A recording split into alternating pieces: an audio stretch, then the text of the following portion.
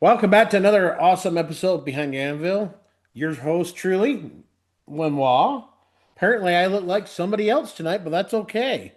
Somebody else as sexy as me, I guess. Tonight, we have the owner, operator of Steel Dog Knives, Chris Jones, in the house, who makes some beautiful knives. Great guy. Looking forward to getting back down to Texas to visit you guys in person instead of through this or text message and everything else. Enough of me yakking, and I didn't get tongue tied. So, Chris, take it in. Let us know who you are and what you do. Like I said, I'm Chris Jones, owner of Steel Dog Knives. I been doing this now for a little over 8 years. Your shop's And way too clean.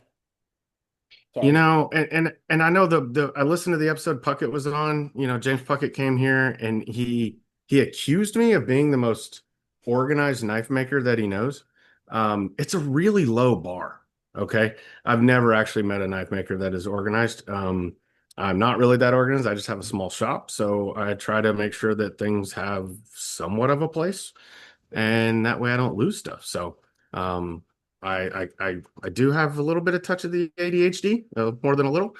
So if I don't know where stuff is, then I lose it and I forget, and that still happens. But no, yeah, like I That's said, I've good. been doing Sorry. this I went for squirrel on you. yeah, exactly, squirrel. Um, I've been doing this for 8 years. The For the first seven of that, it was purely a hobby and a part-time thing. Um, the last year, a little over a year ago, I got laid off from my day job, and so I decided, you know what? Hey, let's give this a run while I tried to look for some stuff. So I've done this for a year now, full time. Um, Highs and lows, goods and bad. It's there's something about when you make a big sale and instead of investing in more equipment or more tools or more materials, you then have to pay a car payment. Um, and I'm not gonna say it sucks some of the joy out of it, but it's just different. Mm. Um, I'm I'm actually happy to say I have landed a full-time job, so I start on Yes. that Congratulations on probably. that. Thank you. I don't know when this is going to air, but I start in about March 9th. So I'm really excited to do that. It's going to definitely cut back on some of the stuff that and time that I have to make, but I'll just be a little more conscious of what I work on, right? And what I take on as far as customs versus building up, my inventory for shows.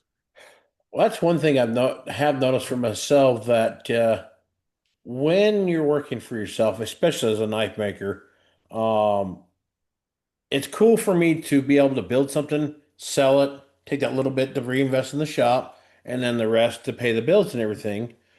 Um, it's cool to have that towards the end of the month. You got everything done. You have to breathe for a minute, for a day, and then you realize, oh, we're almost at the end of the month. We got to start in the next month. So we got to chase that sell, and it can cause out some very burnout. Now, I did go to work. Like I took a job, a couple different jobs a year ago. I found out that I just don't work well with others anymore. I guess that after 3 years of doing really good here for myself, and I'm not everybody's cup of tea. As my one friend Mike said, I'm an acquired taste. I've been like that my whole life. I've kind of been the odd duck out until I found my family or my bladesmith family, the community here, where I felt more home than I had grown up. But um, let's talk about that as you're saying, if you've been for yourself the last year, like you said, you got your highs hmm and lows. I'm pivoting right now. A friend of mine showed me folders a few years ago. I'm like, I don't really want to get into it. And I've switched to them. I've switched to friction folders. And Good everyone's like, for you. It, what, what?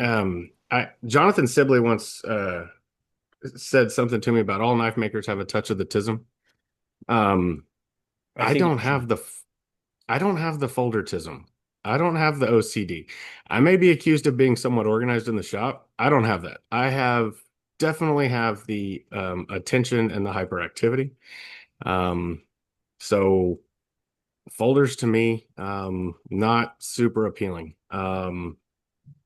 I've worked on one or two, and was like, nah, this isn't really my cup of tea. Maybe some other point in the future. I love doing culinary stuff, and that's pretty much what I do. Out of my entire inventory right now, I think I have one non-culinary knife. I have an EDC, and that's pretty much I do everything culinary, from um, chef knives, fillet knives, bread knives, you name it. The only thing I won't do is a Serbian chef knife. I refuse to do a Serbian chef knife, because I think they're gimmicky. Um, and I know somebody from Serbia, and he said he's never seen one. And I call Serbian chef knives the CrossFit of knives, because if somebody has one, they're going to tell you about it in the first 5 minutes that you meet them. When I tell them I'm a knife maker, they're like, "Oh, have you seen those knives that the guy goes out in the woods?" And I'm, I have made a couple of blade guards out of Kydex, and I charged twice as much as what the guy paid for the knife. So, but I don't really make those. I also kind of I always said I wouldn't make a cleaver, but a good friend of mine's a chef actually asked for one, um, mainly because I feel there's so many really good cleavers in this world that just need to be restored. Mm. But And I've done a couple hey, of that. I've done a couple of classic, the old school cleavers came in the shop, need a new handle cleaned up. I bought I didn't I was, like they wanted polish, like I won't I'll take it up. We can do a satin finish on it with an acid etcher. Uh, I don't do polishing because I don't want to. By the no, end of the day, you're so covered. You got buffing compound in places. I didn't know you could get buffing compound. Um, I think what finally pushed me to do the folders, and I'm very ADHD.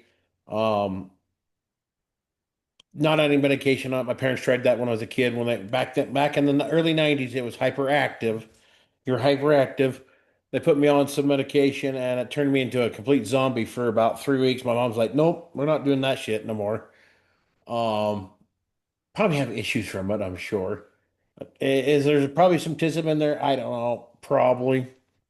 My shop is kind of a mess. I'll clean it every once in a great while when it's all right. We got to shut down and clean. But if my hammer gets moved to a certain spot, I'm shut down for 30 minutes trying to find my hammer, even though I moved it 6 inches. Um, for me, I've been making knives since I was 10 years old. I started learning from my dad when I was 10. I've been literally doing it 30 years. And I'm only 40. That's kind of weird to say, my specialty has been drop point hunters, skinners. I used to do a lot of nickel silver bolsters and such like that. I got burned out on that. Started just doing plain handle, EDC style. What I call a drop point EDC. That way you have a versatility of a little bit of hunting every day. Oh, I didn't close that out. Oh, well.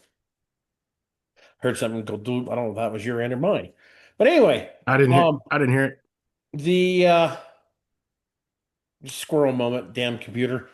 Um, I just think I got burned out on doing um full tang knives. Been doing them my whole life. Sure. I've been playing with a little bit of chef knives, culinary. Um, Loving that. I think I'm just going to kind of balance a little bit of that, build what I want on that. I will still take custom orders for the my normal stuff. Um, I'm going to build them. Oh, I'm gonna have to close that out. Hold on. No worries.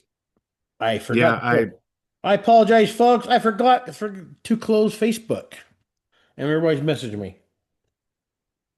But friction folders, I sitting there, been wanting to learn it for years, and I looked at it, and I tore knives apart, and I'm like, how do you even do this? Then my friend Josh Eubanks, who's a retired veteran who's been playing with knife making on and off for, 20 years, I think now. Um, he broke it down and showed me, and when he showed me, he broke it down and everything, it's like, oh my God, it's so damn simple. I was way overthinking it, but yeah, I um, went and sat down with Brian Malinsky back in December. Um, my dad had wanted he wanted an EDC, for Christmas. He's a big he loves Diet Mountain Dew. He said, I want a Diet Mountain Dew themed EDC. And I love doing themed knives. And so I thought, you know what? Let's do something a little different. I got a kit knife, just a kit folder just to kind of see how it works, a liner lock. But it was one where, I still had to put the scales together.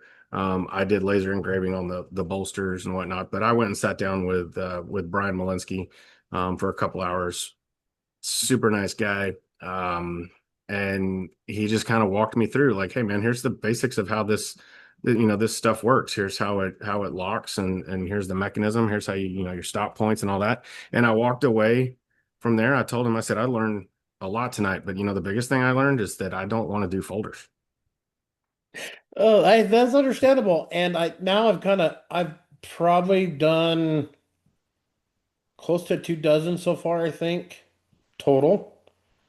And another reason why I've started doing it because I've been asked on and off for years for folders, and they're selling a little bit quicker Yeah. than the folding knives. And it is a little freeing up because I don't have to, I still make my own steel and I draw it out. I really need to get me a roller mill so I can get a better, even thickness.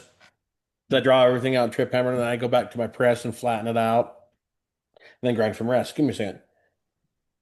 But it's challenging. I think I finally challenged myself a little bit more.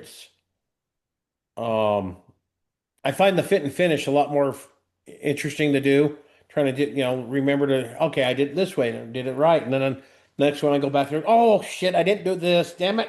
Got to fight it a little bit. So, getting that And repetition now, I'm we, enjoying it. So, yeah, we've got to do, different things, every now and then just to kind of mix it up. yes.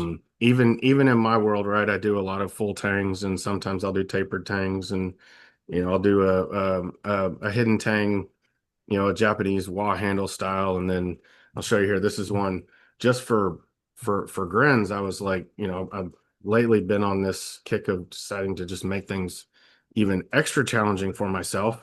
And here's one that's kind of in progress, but why Ooh. not slant the bolster, right? That's a lot harder than you think. It is. Because you That's can't what I, drill it when it's slanted. So you're having to drill while it's straight and then, come back in with your Dremel tool or your Fordham or something and kind of clean some of that out. But it gives it a different look, right? It's a different challenge, right? You got to keep kind of challenging yourself, pushing yourself. Um, I've got there's a local I call him a kid. He's still in high school, so he's still a kid. But he's a very talented young maker, and the biggest advice that I give him is make a knife, look over it, be honest with yourself. If you see that scratch, everyone else does too, and pick out three things that you know you could have done better, and then do those better on the next knife. And just try to make every knife a little bit better than the previous one. And there may be some things that regress over time, but you pick those back up, and it's a constant cycle. We're just constantly improving. None of us are ever going to make the perfect knife. Knife making is kind of like the game of golf, right? It takes a long time to kind of learn to truly come close to mastering it, but do we ever really master it? You can have yeah, you got master smiths and whatnot, but um, oh, there's still Jay scratch on Nielsen, it too. Jay once told me that the difference between a new knife maker and a and I mean, I guess he was kind of saying a mastersmith, but somebody that's been doing it a long time is the person's been doing it a long time knows how to not only fix their problems but hide their problems. Thank you. Um, I was just going to say, knife you know, making, as I've been explained to growing up, and I've explained to a lot of people in my classes, knife making is 90% screwing shit up, 10% trying to figure out and hide the little imperfections that I meant to do that. Don't worry, that's supposed to be there. it was intentional, right? And it's as long as it doesn't impact the function of the knife, right? I mean, okay, if you mess up your heat treat, you messed up your heat treat, you better start over, right? Yes. But if there's a little something, the handle didn't quite turn out the shape that you were going for, right? Then hey, it is what it is, right? You just kind of you fix it, you adapt, you move on. And like I said, don't try to work on one knife and try to make one knife super, super perfect. It's you make it as best you can, say, okay, how can I get better the next time? Learn from that, get better. And then try not to make the same mistakes more than once. And be willing to pivot. Matter of fact, speaking of pivoting, my cousin made a comment on one of the shorts I do for this. I try to do record a reel and put out all through my social media because that seems to be the best way to build audience up. Um, he made a comment about a mushroom knife folder, and I made him one. He lost in his compost pile for a year, sent it down, and had to clean that up. That was fun. It was well rusted. I mean, it held up. I mean, it just had to clean off the rust and the pits a little bit. But I got thinking, like, how would I do that? And I looked at the design I've got, and the back of the handle drops like this. I'm like, oh, I got a great idea. We'll just take that spacer, turn and drop it down, and just basically reverse how it folds. Instead of folding this way, I'll fold it this way, so the curve will land on that spot there. We're gonna try that out, see how bad we can screw it up. But we Yeah. got a question here for you. We got to throw this out there since you were the inspiration for this question. So, your origin story. How did getting a vasectomy get you started in knife making? I I, don't know if knives and nutsack really belong together. you You are know, a brave, brave man. I have not done that. I probably should. Shush up, puppy dog. well, it's funny. I always people ask me like, "Well, how'd you get into knife making?" I was like, "Do you want like the real story, or Yes. do you want the glossed over version?" And they're like, "Well, I want the real story." And it's like, "All right, I'm going to give you one line, and if you're interested and intrigued, then I'll tell you more." And so the line is, back in I think it was 2018, I had a vasectomy. 2017. 2017, 2018, or somewhere in there. I had a vasectomy, and then they're like, okay, and what? The doctor didn't have a good enough scalpel, so you decided you were going to reinvent it? And no, um, I I I pulled had out I my had a own vasectomy, knife. right? Had a vasectomy, had some complications from it, and we won't get into to that. Very painful. That sounds Um, very, very out. Let's get the yes, ice. yes, yeah, yeah. The bag of peas. I timed it so I could watch the Masters, which is great. They say like the two busiest times of the year is right before March Madness and right before the Masters golf tournament. So that's what I did. And I sat there and watched it all weekend. I was recovering fine.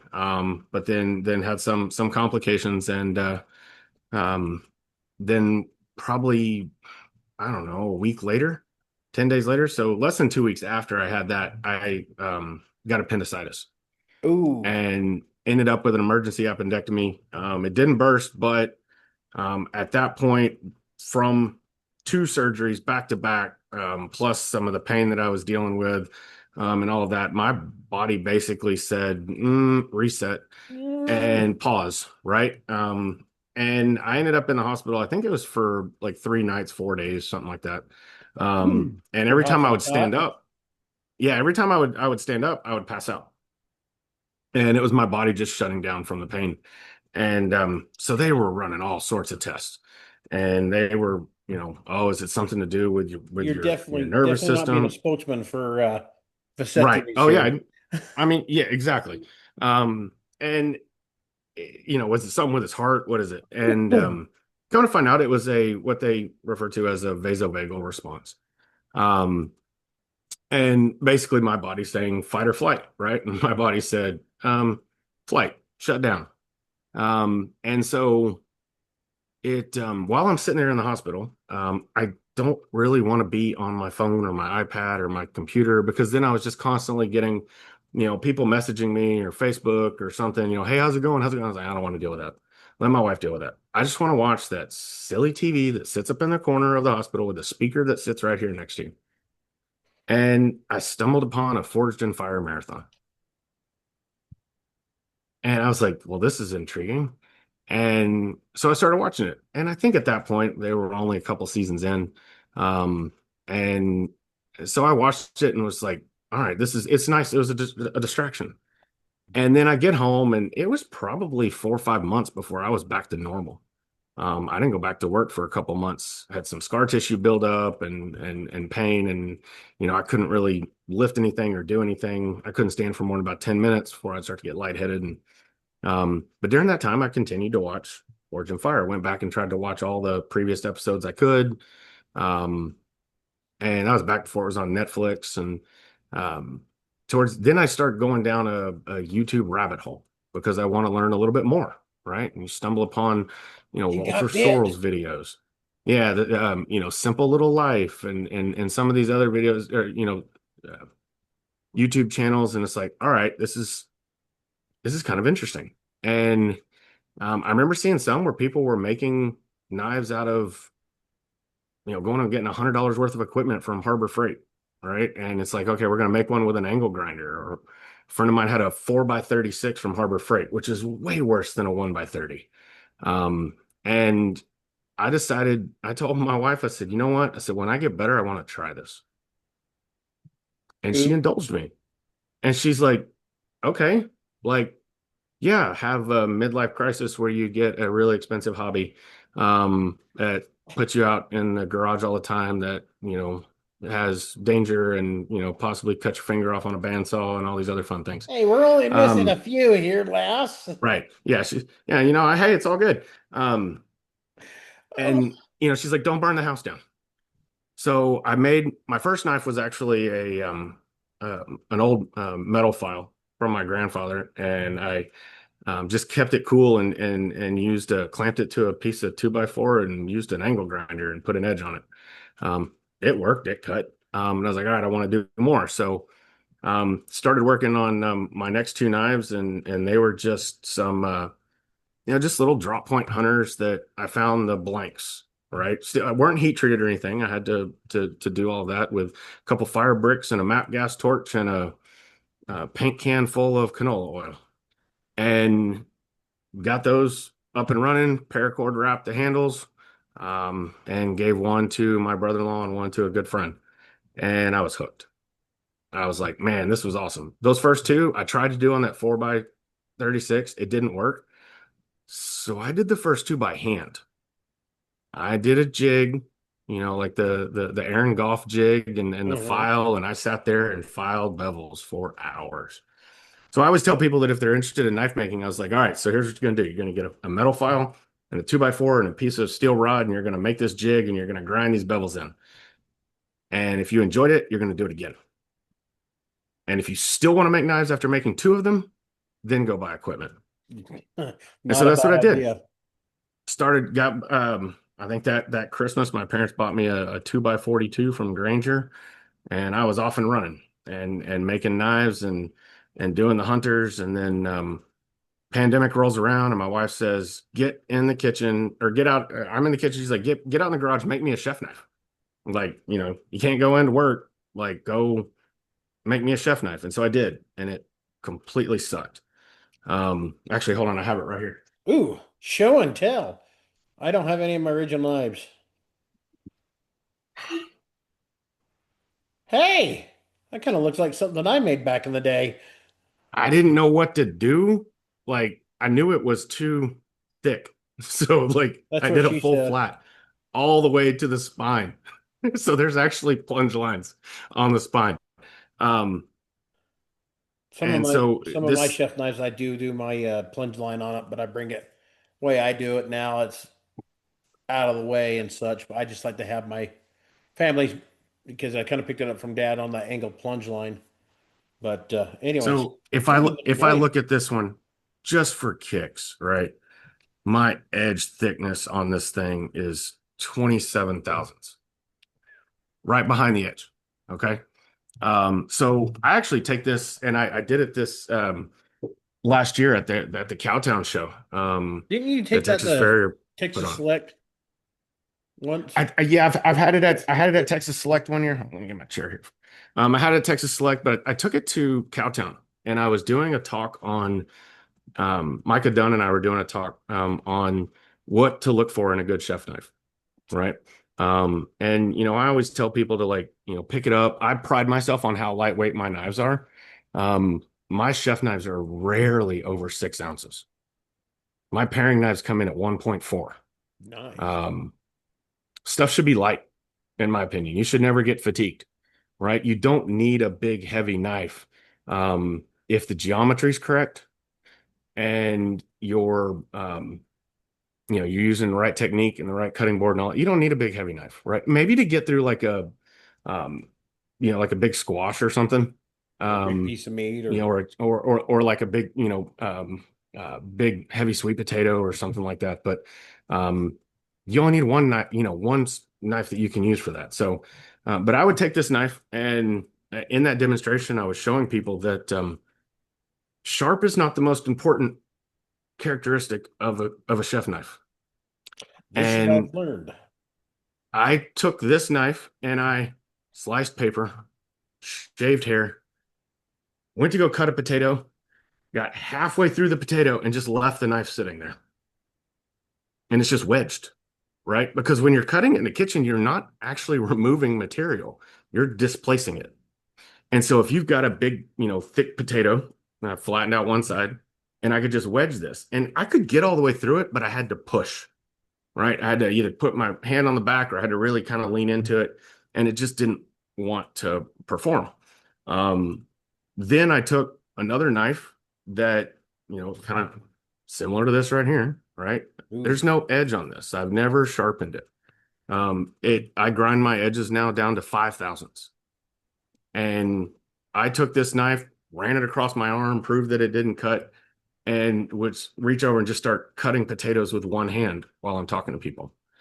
Um, Sharp is important when you're getting through the skin of vegetables. That's why people, or getting through meat specifically. Yeah, I mean, any kind of meat, but definitely raw meat, right? And that's why people use serrations on steak knives and serrations on, say, a tomato knife. Um, and because they need that to get through that skin, right? It's also the tomato's squishy, right? So if you don't have a super sharp knife, it's going to want to squish it. Mhm. Green onions are another great test. If your knife is dull, you're going to mash green onions into a pulp, and you get these little flat rings, right? You don't get rings, you get, these little flat pieces. So, um, but when you're cutting, I test all my knives on either potatoes, cucumbers, baby carrots are a great test. Try to slice a real thin piece off a baby carrot. And I do all this before I ever sharpen it, right? You should be able to cut all of those things before you ever sharpen it. If it breaks or snaps the carrot, then you're too thick. And so then once you get it sharp, then it works really well. And if you nail your heat treat and you've got the right hardness and you're using the right steel, um, a good chef knife with good geometry, and if you use a leather strop or a ceramic honing rod at home, and you've got the right cutting board, in-grain hardwood is the best. Heavy plastic or edge grain hardwood next. There's no such thing as a glass cutting board. That's a pastry board. Um, and if you're using that, man, once a year maybe to sharpen your knives. But um, man, I Well, really went on a long speaking journey of, there, real starting quick, with how I got started. nice. But speaking of that, now question is, how sharp is your wife's kitchen knives? So you know that expression, the cobbler's kids have no shoes? No, that doesn't Oh, apply. That doesn't honestly, that doesn't apply. My wife has, I've always told people they'll come up to my table and they'll say, "Hey, is that cutting board for sale?" Yeah. I've sold the knife out of my own pocket that I made. I tell people, I used to always tell people everything's for sale except for my wife, my kids, and my dogs. And she has me change it now. If you ask her, if you see her at Blade, Texas, ask her. I now have to say everything's for sale except for my wife, my kids, my dogs, and my wife's chef knife. So most of what I do these days is because she might stainless. Hers, extend that vasectomy if you sold that, right? exactly, yes. Um, and believe me, it's sharp enough. It hers is a 10-inch brute de forge high carbon chef 80 CRV2, Nice. and it holds an edge really well. And she'll come out to the garage sometimes while I'm working, and she'll hand me the knife. She'll say, "Hey, this needs to be sharpened." Yeah, sure, okay. And I go over there to my leather strap belt and a couple passes on each side, hand it back to her. She goes back in. She's like, "Yeah, it works great, thanks." So even that one, I only really sharpen it about once a year. But it's maintain it on a leather strap, and it works fine. Nice. Like I said, where you're going to notice it the first is a tomato. But if you're listening at home and you use chef knives and you have one of those pull through sharpeners, just stop. Don't use it. It removes metal. Oh God, It's throw that away. terrible. And as you start to remove metal, that geometry that you're going for, that super thin, as you remove metal, you've now changed your geometry. And every time you're doing it, you're making the edge thicker and thicker and thicker. So that even if you do get it sharp, it'll slice through paper, but it's just not going to perform because it's too thick behind the edge. Correct. I think my spine's a little thicker on mine because I've had couple people, different people tell me, ah, it's a little too heavy. I've had a couple other people. One lady was she cooked all the time, and I met her husband ordered one. I was playing around with it a little bit. She came back and told me she absolutely loves the weight of it because she can just go right, pretty much drop it on her stuff, and it goes right through for her. But she's also only 4'11" gal too, so If people use the right technique, and that's the technique that they're using, by all means it works. But you, even if you use, eighth inch or 5/32 or something for your stock. I mainly use 3/32 for my chefs. But if you've got a distal taper running up the spine, right, and you're doing a full flat, maybe a little bit of a convex about halfway up just for food release, you can still get a very thin knife with good geometry out of thicker material. You might end up having to skeletonize the tang or hollow out the tang or taper it so that you get that, let's see here. I definitely do this better on my right hand. So that you get that balance point, right? I mean, you want that balance point right in front of the handle. And if you've got that right there, and a lot of times I test mine, and if my balance point is off, I can either use a heavier handle material like a G10, a lighter handle material like a resin. I can taper the tang. If I need more weight, I've put hidden brass pins back in here to give me a never little thought bit of that. more weight back in the handle because it's too forward heavy. But I go off of the fact that every chef I know grips it like this, right? In that pinch grip. And so that's where I want the balance point. And that's what I go for. And then I like to have them light. I will make them heavier for chefs that are used to that. They've got the all the tiny little muscles are developed. They don't get fatigued because they're used to using a knife. They've got the repetition, but I want my knives to be able to be used by somebody's grandmother, and she preps an entire Thanksgiving meal and she doesn't get arthritis in her hand, right? Or And she they does have are arthritis. It doesn't beautiful get work. flared, but flared up by the weight of the knife. And very beautiful work too. I mean, every Thank time I you. see your knives in person, everything it's like I need to do better. I really, It's but okay. again, I feel the same way every time I look at somebody else's stuff. It's like, like oh my God, JW.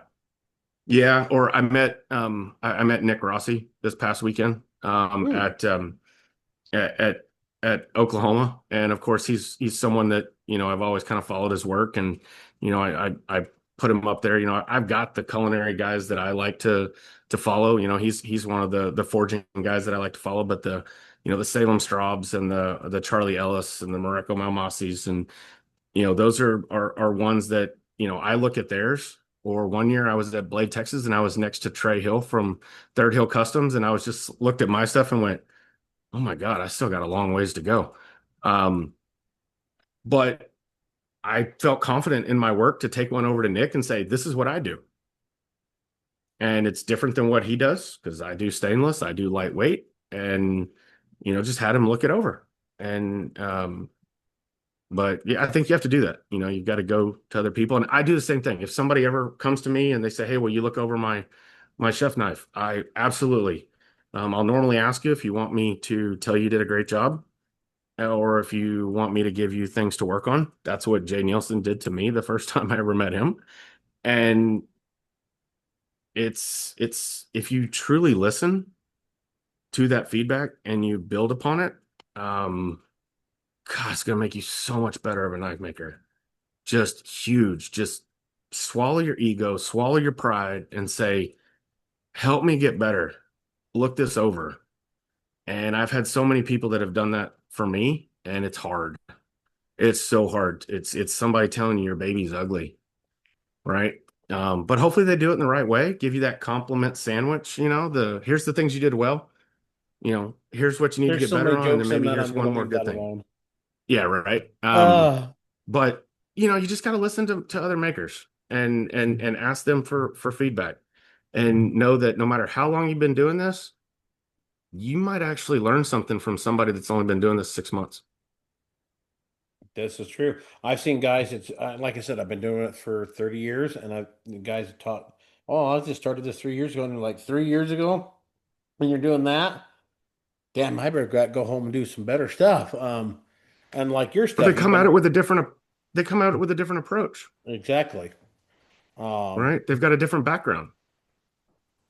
um, yeah. I just And when you're trying to pivot from full-time hunting style to incorporating a little bit of cutlery, a few years back, Deke Parker, he was looking at one of my chef knives, one of my, I'm going to say chef knives in quote, okay. I was playing around with it because I've kind of been watching Michael Curley. He does some beautiful. As a matter of fact, I've got one of Michael Curley's in my kitchen. It's about the only handmade knife that's in my kitchen. The rest of it's stuff from Walmart, and because I don't keep my own stuff, I pay my bills. So um, that and fiberware, put a picture of the steak on there, nice juicy steak with fiberware. It pisses the internet off. Like, why aren't you making your own knives? Like, because you guys buy them for me. That's why.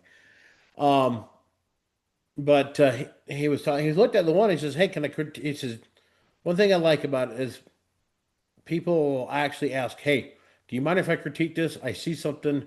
Do you mind?" That is so much nicer than a lot of some of the old guys back in the days. They would just tell you blah blah blah, blah like you weren't ready for it, even though it needs to be said. The courtesy of the take the time. Hey, can I? And he was telling me we're coming towards the front of the nose there. I had too much belly in the.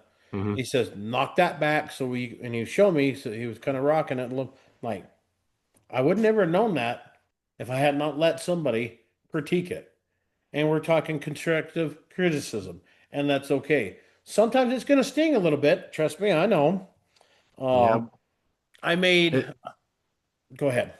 I was gonna say when I do this, when I offer that to people, right? Like Deke did to you, I'm never doing it out of from a Malice. place of, yeah, I'm not saying, haha, I want to point out where you suck, right? It is never that. It's I'm doing it because I want to help you learn from my mistakes or what I've learned. I want to try to make somebody a little bit better.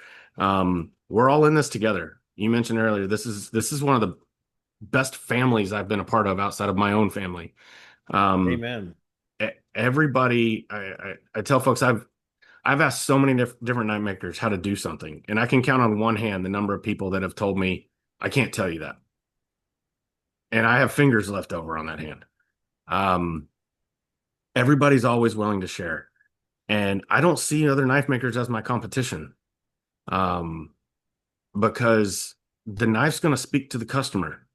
And I make what I make. And if the customer doesn't like what I make, I want them to buy from James Puckett. I want them to, buy from Micah Dunn, from on the culinary side, right? I want them to go buy that EDC from Chad Jones. Um, and because it's that, it's the rising tides raise all boats, right? It's we're all in this together. And if somebody out there's making a knife and it maybe doesn't meet the expectations of a customer, and that was the first custom knife that customer ever bought, do you think they're ever going to buy again from anybody else? Probably not. They're like, yeah, I just go get a Benchmade. I can go get, a pampered chef knife and it works just fine. I can go get a Japanese shun and it's fine. Sure, you can, but I want us all to be successful. And it's probably, a little bit of, um, I don't know, probably a little naive, but it's if I can help somebody, get better, I would expect somebody to do the same to me. And believe me, they have. I got a question for you. I had something. It's been about a year. Somebody got on Facebook, put a post out there. Hey, looking for a Damascus chef knife. Who do you know? Everybody tagged me because it's local. I engaged with the guy, kind of talked about the idea what he wanted. Says, all right, what do you want? Oh, I don't know.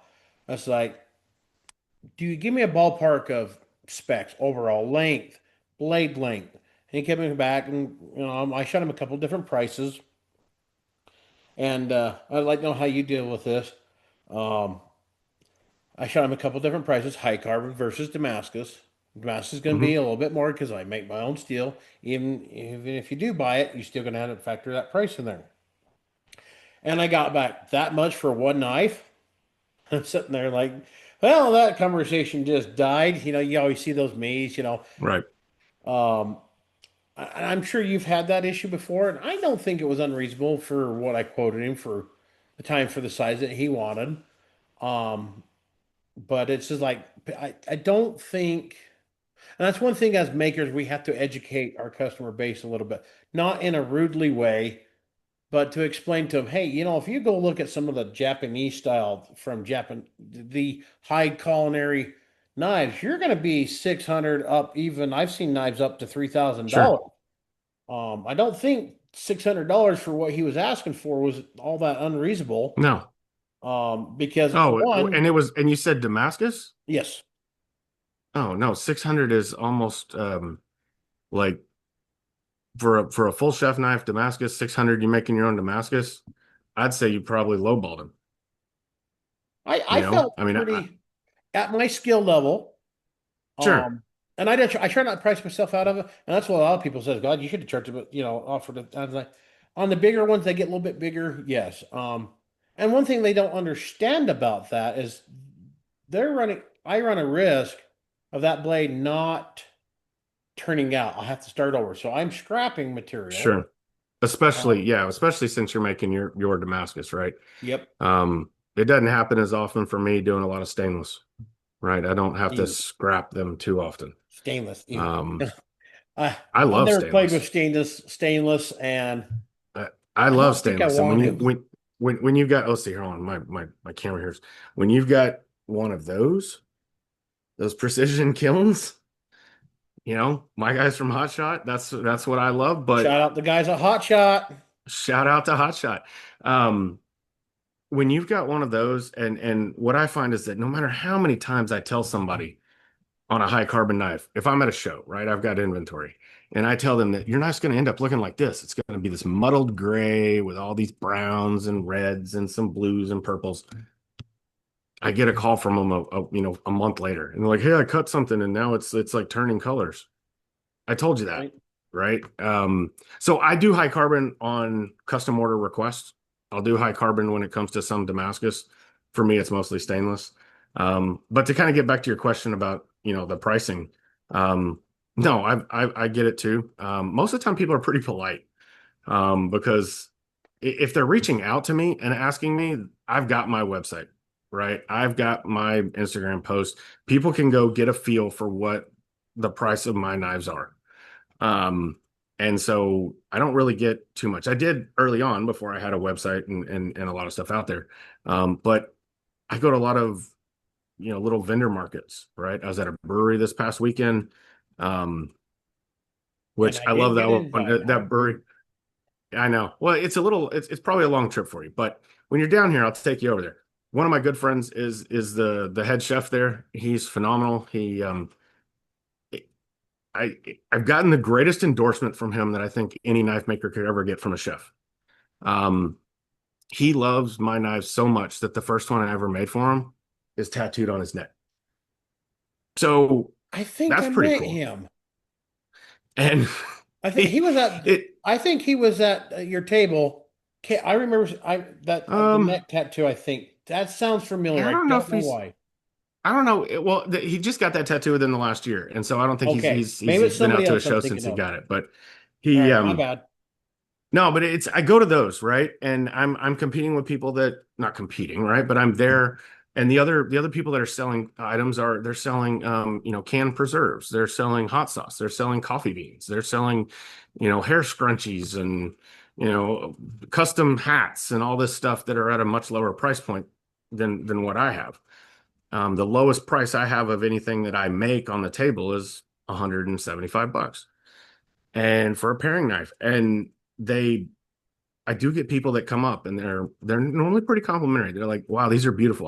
That's not my price range." I say, "Hey, I get it. I can't afford some of my knives." Um, and and so True. I completely understand what we make as knife makers is not an essential tool, right? It's not an essential. Um, People would argue that the coffee that there is an essential. But the knives that we make are luxury items, right? People can go get that pampered chef knife, that Forged fire Wusthof or knife. J. Hinkles. They can go get, they can go to Walmart and get a kitchen knife that will still cut. It'll still prep their meal. They can, they can go buy a cheap, inexpensive knife with a disposable blade to go, Just don't buy skin a the deer. pull through sharper. Throw that away. If you Right. have that, throw that away. They can do that. What we make is for things with people that have some level of disposable income, right? People that they want something that no one else has.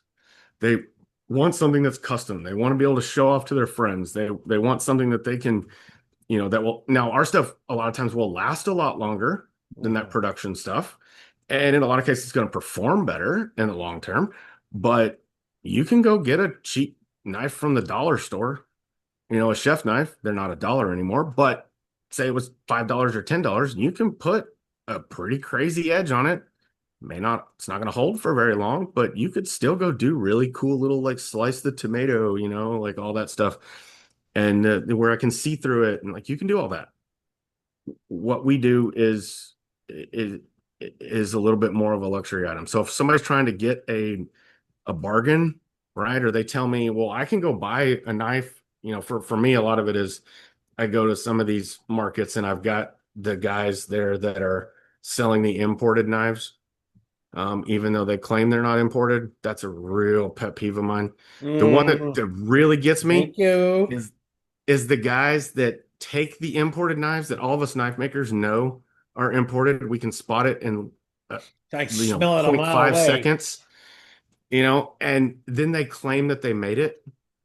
Mm, Oh, that one bothers me. But when somebody says, "Oh, well, I can buy that same knife, but in Damascus over there from him for $50," you were never my customer to begin with, mhm. right? We probably weren't ever going to come to a deal, and that's fine. Go buy from him. Those Doesn't matter to $50 me. knives that come, they're imported from a certain place. We won't mention them Yeah, because we won't. I'm getting harassed online. They message me all the time again. They make new accounts. Block, block, block. Um, those knives have made me a lot of money because I've had people bring them to the shop and hey, I got a knife sharp. They pull it out and I just go like this, like, I'll sharpen it. I'll charge you the $10 sharpen it, but you'll be back here in 2 days. I mean, what do you mean? And I says, do you want me to tell you what the deal is here, or you want me to be nice? And I don't know what. Please, I explained to him. I said, honestly, yes, they do look good. I'm not gonna lie. They're etching, and I think the reason why they etch so well because they don't harden them, or if they do, They don't. They no, they don't. I got one recently just so I could do a fun little test where I hammer a knife into it, and put a I've big been gonna dent do in it so that. I could have that and show people. And I don't have a Rockwell hardness tester, and it's Damascus, so you can't really technically, get a Is it super accurate reading. Damascus, or is it? I mean, Well, it's really? I pattern mean, welded something. It's pattern welded car bumpers, and brake rotors and tin cans and everything else. oh Um, Lord. and but it skated a 40 file, skated a 40, the 45 done. So mine is set at 6061, and yeah, mine, it's not going to work, right? And the coolest test though that I've seen though is Cowboy, right? Cowboy Zamansky. He said, yeah, he was telling me the story of how he did it. I want to do one of these. His customer brought one in, asked him to resharpen it, and he's like, "Well, this isn't a very good quality knife. Let me why?" And he took their knife and he just took one of his knives and he just shaved the edge of their knife right off, I haven't like heard he's that. That's like awesome. he's whittling wood, right? Like he's making, a fire stick out, out in the way, and just It was cut their cutting the edge right pewter. off. Oh man. Real quick, for those who we understand the Rockwell scale. Will you please describe what is the Rockwell scale? I don't think I think I've talked about it, but I don't think we've actually Yeah. described what that is. For those who might not be in the industry, they're looking for a good knife. What is the Rockwell scale, please? Yes, I mean it's basically a test of how hard that steel is, right? And you've got things like I don't know, I think it's like 40 or 45 or something like that is when you can start getting into, some level of tool steel, right? Anvil and Um, and yeah, and so it's all the way up to like, you know, 65. what Magna Cut's getting like 64 or even closer to 65, right? And so it's, when we take a blade, we can run a file across it, and before we heat treat it, it wants to dig in, right? And then after we, heat treat it, the hardness goes up. We've done all the, the grains now align with the austenite turn into martensite, or I don't remember if I got that backwards. I think that's right. Anyway, Dr. Laren Thomas's book, that's where you go. That's what I reference. But we're basically, getting that to where something that has higher carbon is going to then give us that higher Rockwell hardness. And, for my stuff, I'm usually using Nitro V. When I get it after I've done my air quench, I'm sitting in the neighborhood of 63-ish. I do, since I'm doing stainless, I do a cryo temper, so I'm taking it down to what, negative 300 or so. That gives me a couple extra Rockwell hardness points, and then I temper it back down and soften it to 61. So if What you do think of it you, from the culinary world, you what can temperature go do you, find sorry. my no, it's 1950. Okay. So with Nitro V, it's a pretty standard. It's a get it up to 1500, soak it for 15 minutes, get it up to 1950, soak it for 15 minutes, and then plate quench. Okay. Um, And you temper and the at, beauty, and I temper at 400 okay. after I've done the liquid nitrogen for at least an hour.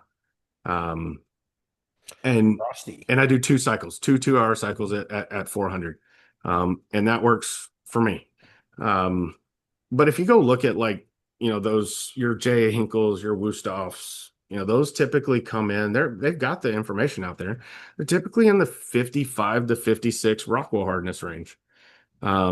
Your higher end Japanese knives, your shuns, stuff like that are going to be in that 58, even closer to 59. Mine come in at 61. Now, I'm using a steel that has the toughness and can hold up and isn't going to chip out at 61 with the thickness that I'm doing, provided again they're not trying to chop through bones with it and they're not using a glass cutting board. But it makes it harder to sharpen, right? And so I offer to resharpen my knives for free. You just got to get it to me. But you kind of have to understand, that Rockwell hardness, and it's a balance, right? It's, do you want a knife in your kitchen that's maybe not quite as hard, but it's easier for you to sharpen because you enjoy the sharpening aspect of it. You're willing to do it a little more often. A 58 is still perfectly acceptable and will work amazing in a kitchen. Most of my customers don't want to have to deal with that, and so I go with something a little bit harder. And when you're using an AEBL or a Nitro V, you can go that then. Nice. I like it. Thank you for touching on that. Here we go, tongue tie. Yeah. Been good, pretty good so far.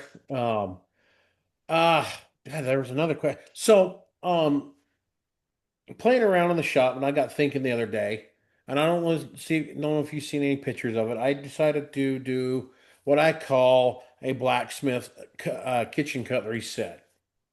Um, Took some cable Damascus, forged that out, and then I did the rat tail kind of a handle on it.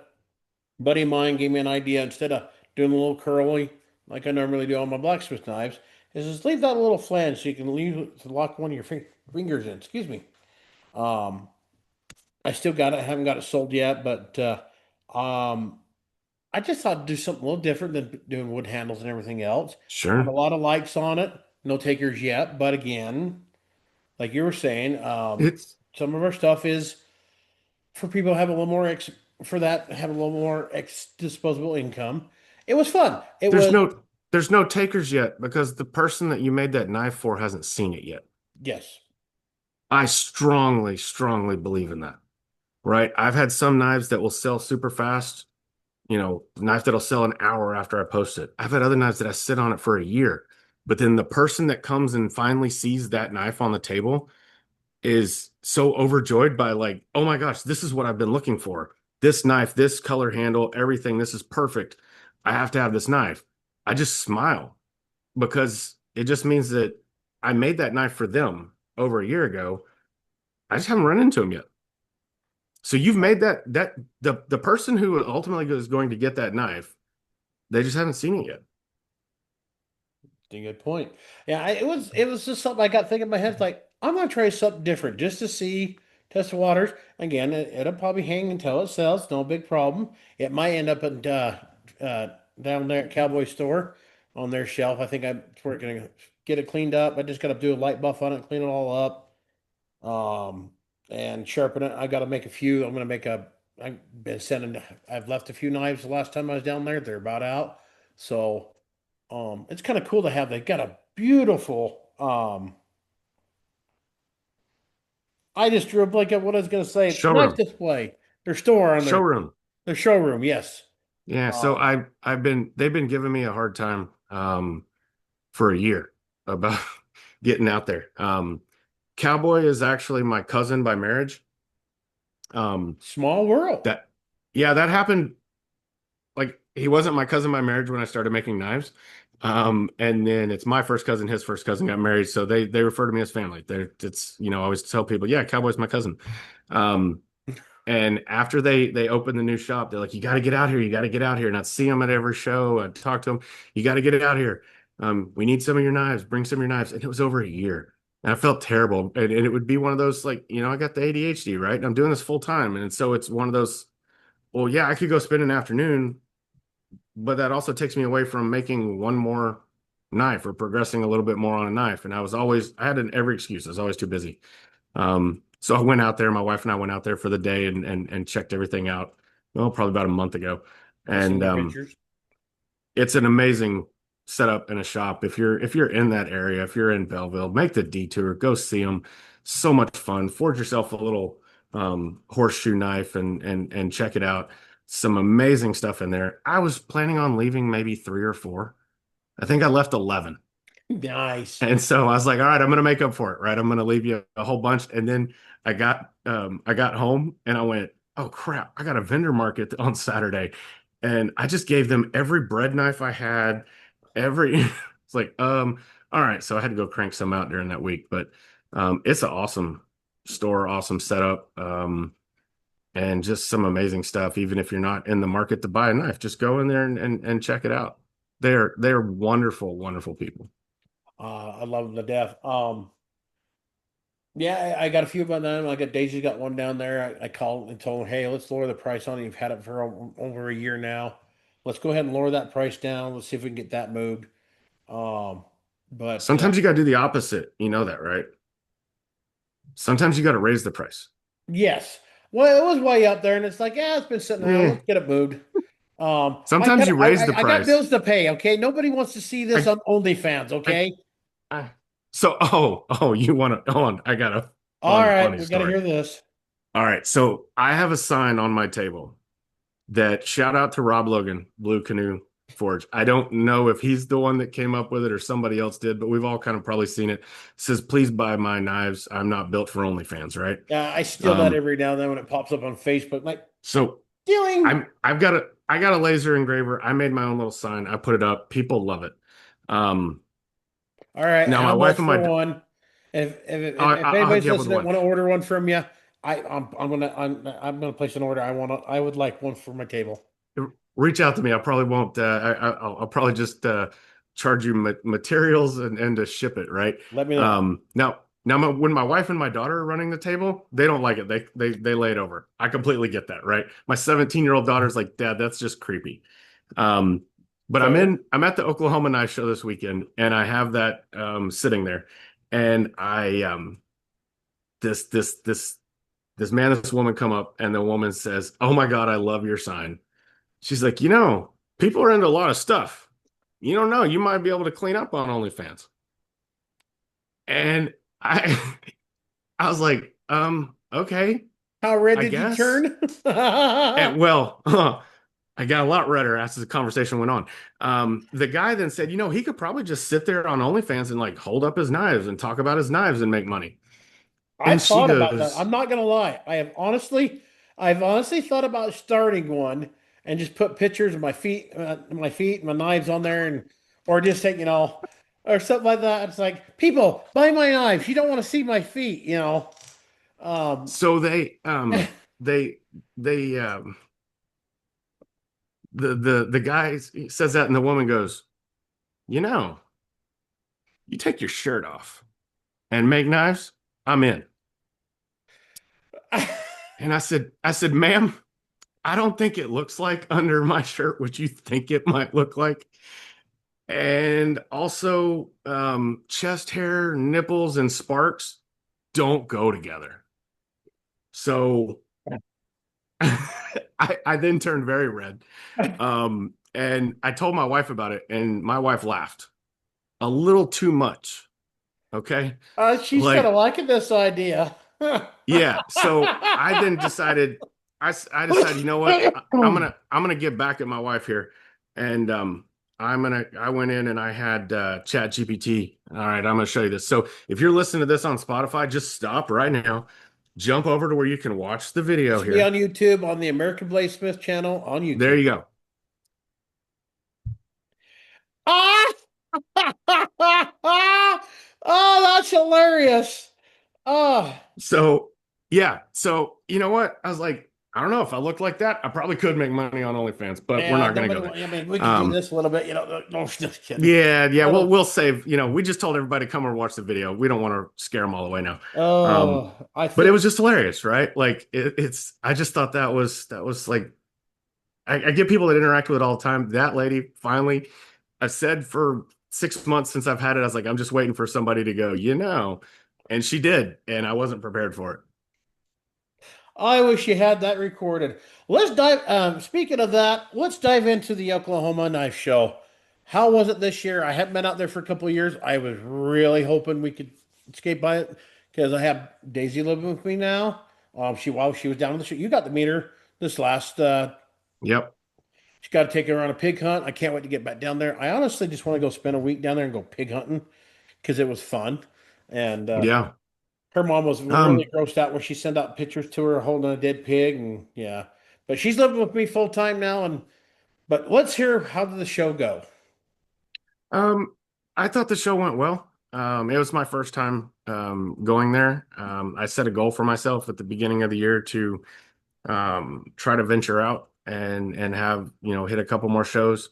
I wasn't going to be as lucky enough to have both Texas Select and, we've also got the Texas Custom Knife Show here in Conroe. Both of them are right in my backyard, an hour or less to get to. I get to sleep in my own bed. I was like, you know what? Let's venture out. Let's go do some additional shows. I normally do Arkansas. I normally do Louisiana. Both great shows. I would love to Have get done down those there. multiple times. Love those shows. Love the people that run them. And said, hey, let's go. Let's go try Oklahoma. Um, the first day they did it this year, it was a Friday, Saturday.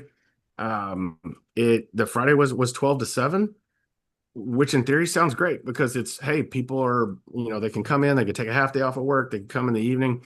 Um, Traffic wasn't necessarily there as much as maybe some of us would have hoped, and so it was a little slower. It did speed up on Saturday.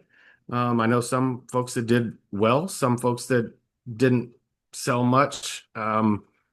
But I think most everybody had a good time. There were there's always going to be, makers that something just doesn't go well for them at that show. They don't like it and they say I'm never coming back, right? That happens with every show. And but it like I said, there are a number of people that I thought did well.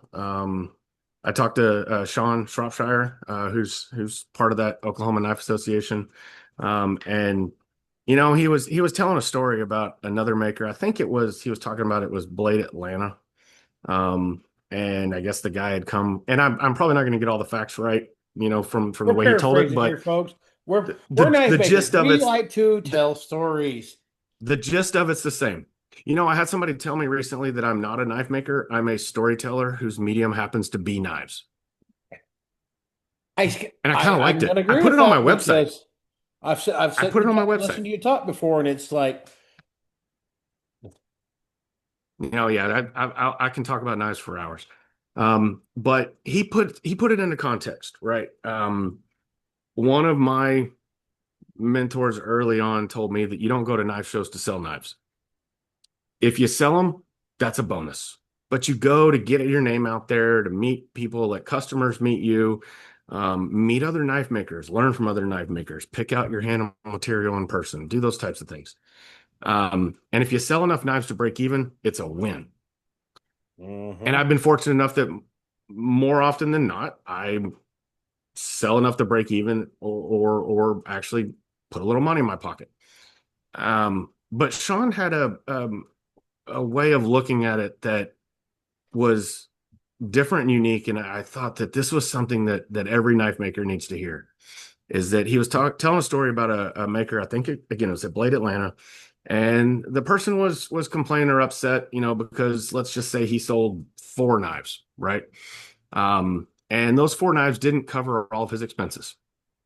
And he was saying, oh, I don't know if I'll come back. Like this was a bad show.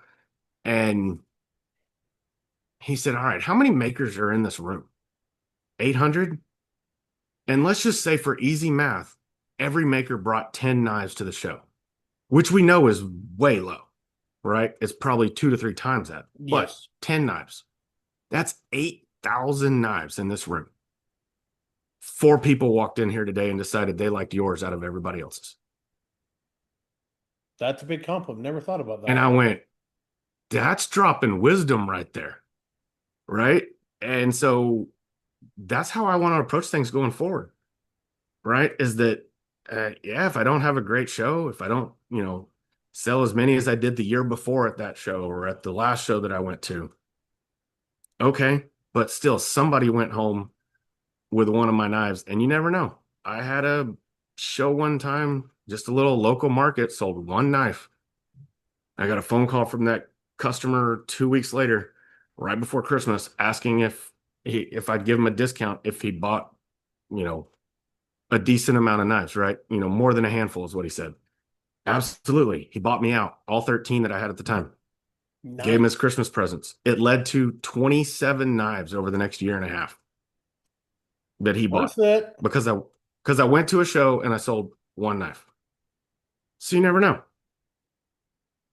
Go have fun, meet other makers, make friends, be a part of this family, be a part of this community, and have a smile on your face, talk to your customers, and you never know where it's going to lead. True. That is very, very true. That first year's down, I went down to Texas Select. It was 2021. That was an awesome show. Uh, Walked out of there with 10 grand that year. I was like, wow, you know, pretty happy about that. It wasn't not really afterwards, but when Bidenomics kicked in, that's okay. Was Um, that the first year they moved it to the fairgrounds? yes, I Okay. believe I so. think that was my first year too Yep. that I was there. That's when I I think think met so. you in person that first year. So, um, but I look forward to that show because I love going down there. I like Texas. The first time I ever been to Texas was flying into they flew me out to was it flying home or flying out? No, it was flying to. I stopped in Dallas there, Fort Worth Airport, and then that was my first time going through Texas. Then the next time was driving through with my kids through a vacation, heading to Atlanta Blade Show. We drove out there, took a family vacation for 2 weeks. That was fun. But went down to Belleville there, Belleville, not Bellevue, Belleville. Not Bellevue. Uh, I get those two mixed up. I have found out if you say Seguin, Texas wrong, Texas, you can be in another state. There's a Texan and you say it, you don't pronunciate or enunciate it right, they'll step out and correct you. I found out that the hard way. Mahia is another one, and Refurio. If you say, and there's plenty of others, but or my grandfather was from Tig. How would you spell Tig? Tig, like you will. No, it's Teague. It looks like Teague, but if you pronounce it Teague, everybody knows you're not from there. Or Carmine. right? It's actually carmine. But if you pronounce it carmine, they will correct you Yes. politely. They may give you a bless your heart, but they'll correct you. And Yeah, we have some odd pronunciations here. same here in Sevier County. We've got kind of our own kind of accent here in Sevier County. I've never noticed it until somebody pointed it out to me. Plus, my grandmother, on my father's side, is from Florida, Georgia area, has that southern accent. She passed away when my dad was 9, but my dad picked that up a little bit. Plus, I had other family members from there, and people don't know when I was over the road driving truck. Nobody could figure out where I was from, but the way I talk, because I talk weird apparently. I don't hear it, but hey, I hear myself all the time. You ever hear yourself talk or recording? Like, I don't listen to this because I can't stand my own voice. Oh, I will not listen to this episode. Oh, I I'm gonna can't. make your wife. I'm I gonna hear my message own your wife. Said, voice. make him listen to it. If I listen to like if I did a video the other day for the folks at Hotshot and I listened to it on my Instagram and I went, oh my God, this is terrible. Like, yeah, no, I sound weird. Got the hair for it, but not we doesn't like hearing our voice for it. I'm gonna have Daisy. What's your favorite colors? I'll have Daisy. She's been crocheting hair ties, so we'll send you out a really cool Oh, hair tie. So let me know your colors.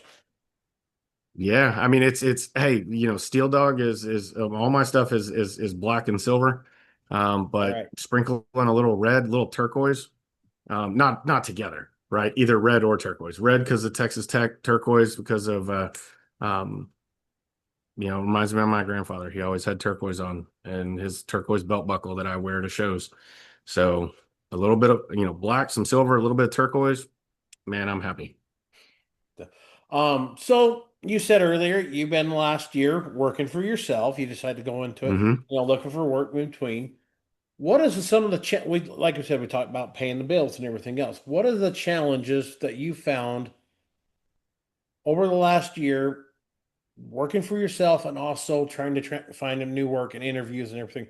What was those challenges like for you, and what has that helped you moving forward in life? Absolutely. The last year has been very challenging.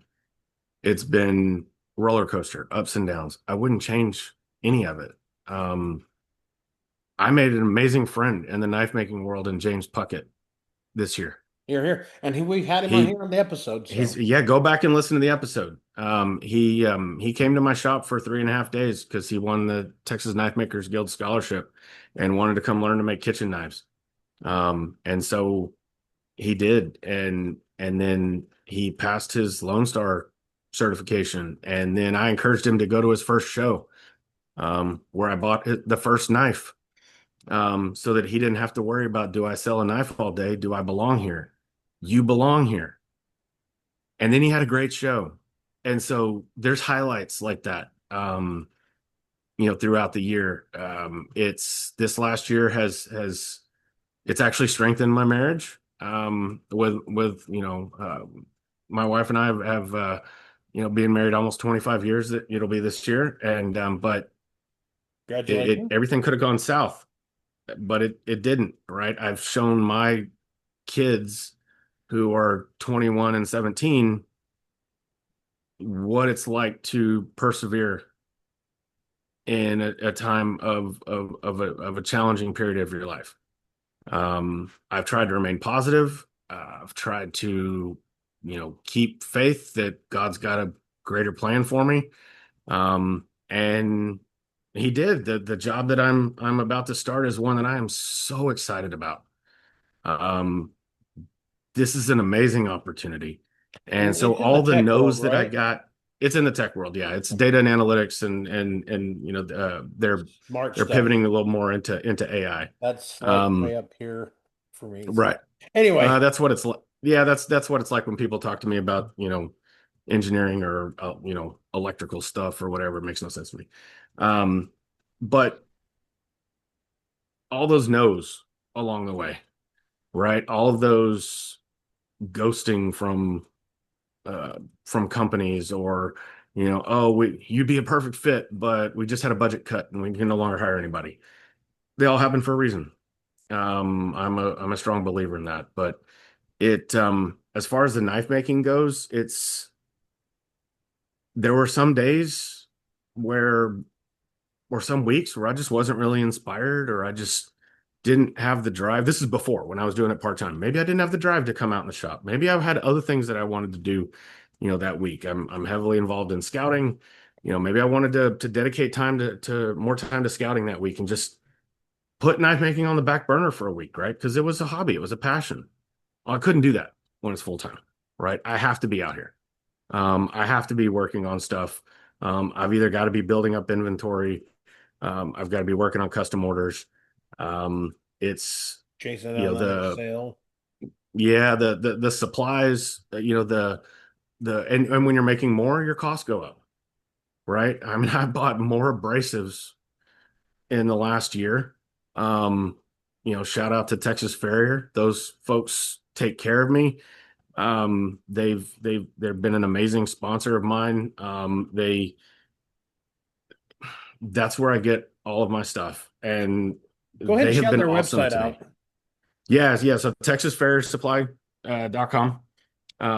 I will say that Evan and I have talked about this a lot. Their website, hey, it doesn't always have everything on it. They carry most everything. They carry Broadbeck, they carry Ameribraid, they carry Hot Shots, they carry Even Heats, they carry Norton belts, they carry VSM, they carry Combat. Like they've got almost everything. And if there's something that you are looking for that they don't have, give them a call.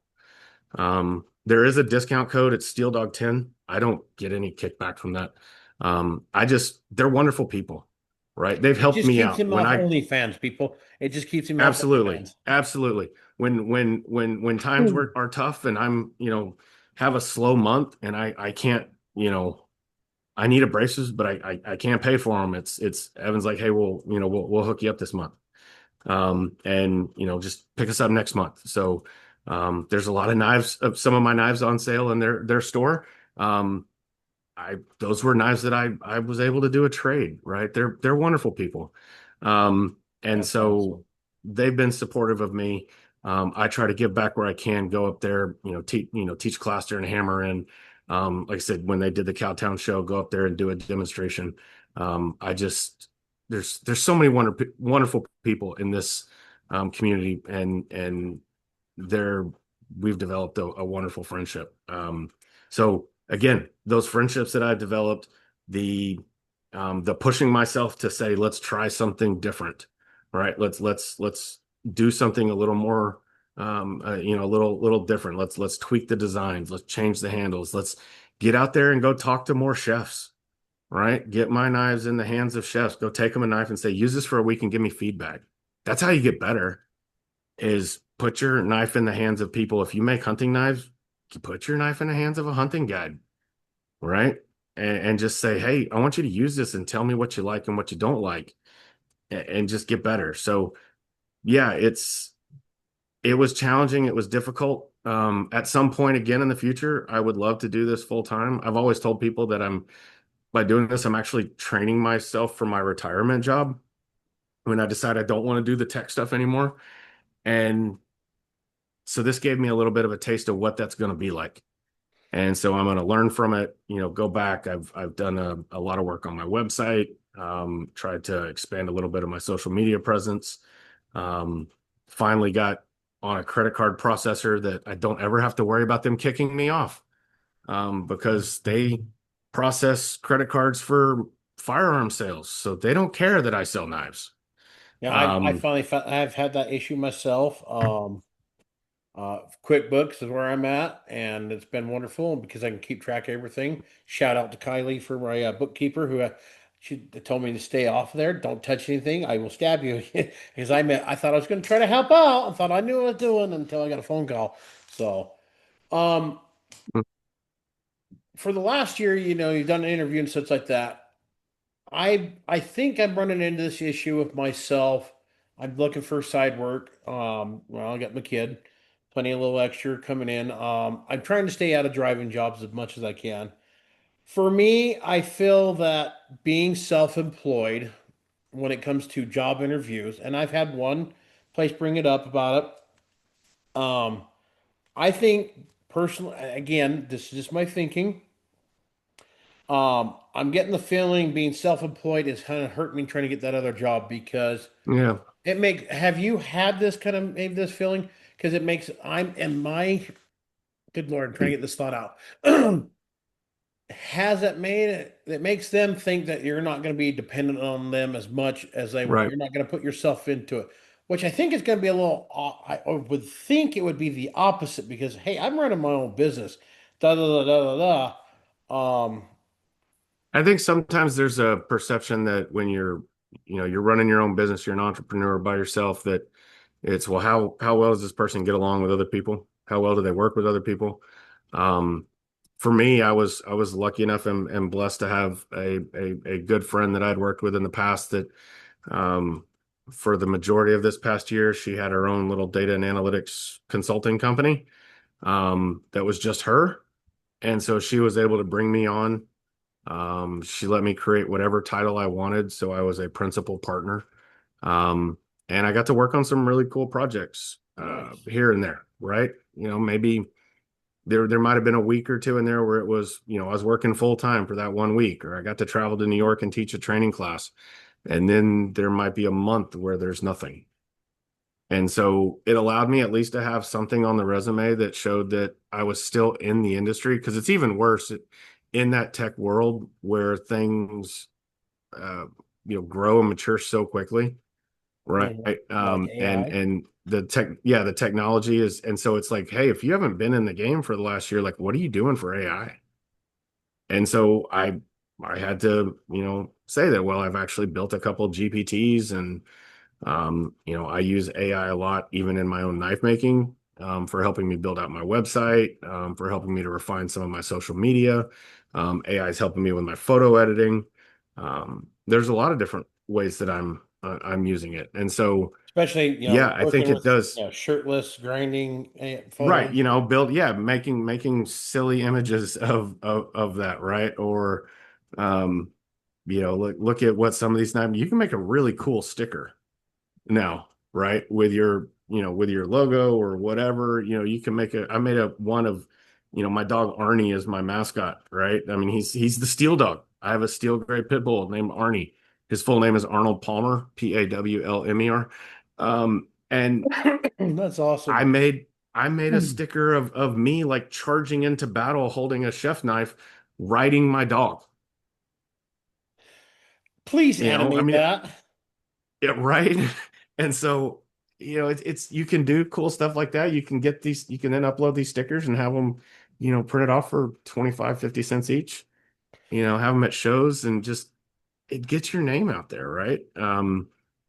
But no, I do think it does kind of, hurt you at times. People that have never done the self-employment or the entrepreneur stuff, they don't realize what goes into it, Mm. right? And the fact that working a 40-hour week is actually, it's going to end up being, you know uh, maybe less of a headache, right? Or fewer hours than what you're Mhm. putting in, because when you're an entrepreneur, I would say you're working anytime you're not sleeping.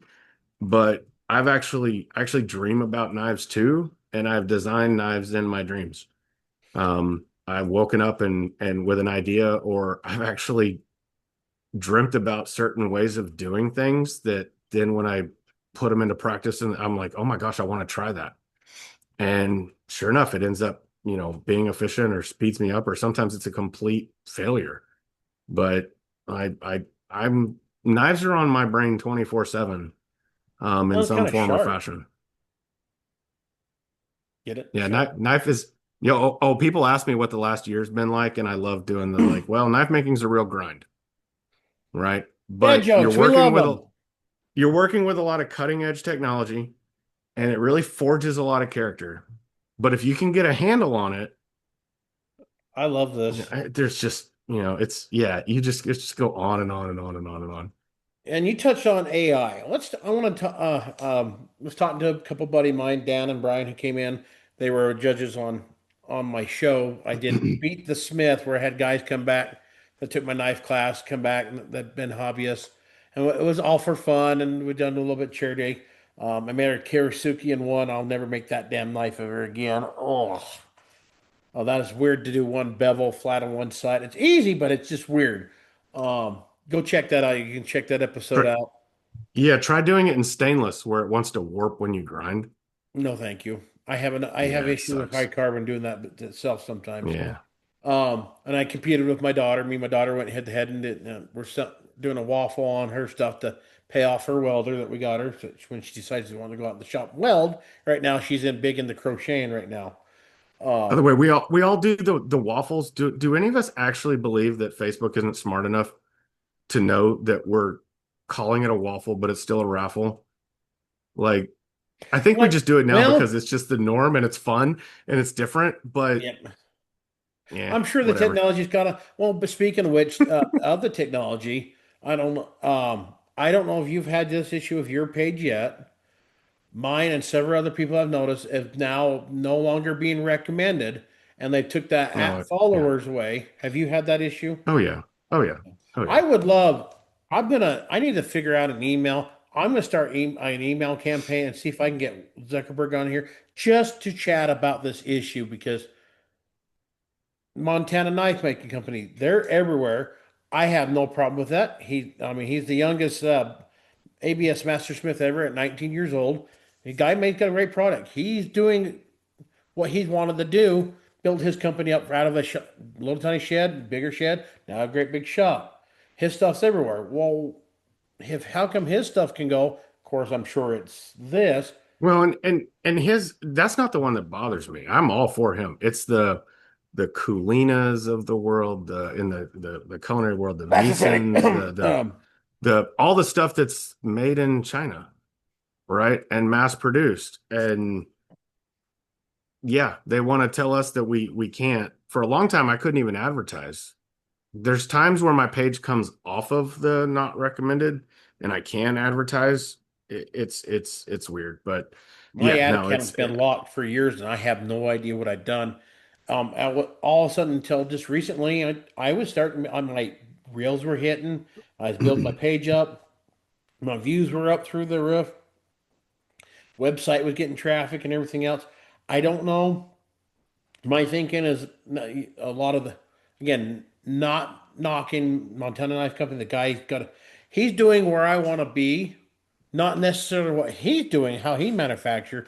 I want to take what I do on a level and manufacturing with other guys, smithing under me, right. under my brand, doing what we're doing from forging on up and stock removal to kind of keep that price point um, there. But it's just I would like again, maybe it's some crony in Facebook that's like, I just don't like you guys and da da da. It's Which just we their see. algorithm. It's their algorithm, and they see it as some form of weapon, and then they're trying to protect themselves from a liability standpoint, And and I it's understand that. It's just like with and we got the user terms, we all agreed to it. But I would like to get him on this episode. Awesome to sit down and yeah, talk to him. Hey, not to be a dick or anything like that. Please explain to us because we're all having the same issue and how can we make it better? right. I'm currently working on something with some friends with an app that's going to benefit for people like us that can get away. If you don't, especially smaller guys that don't have necessarily a website, even guys like yourself that has a website like myself, put it on there because 52% of Americans shop with their phone with an app. So that Yep, kind of gives you kind of a point where I'm going at. It's going to be cool. Kick it off hopefully within the next year after they get their app done. And it's been a fight. That's been interesting watching them work on building their app. And it's like, wow, my brain hurt after sitting there. We use this Zoom to so they can mediate back and forth because guys are in two different towns.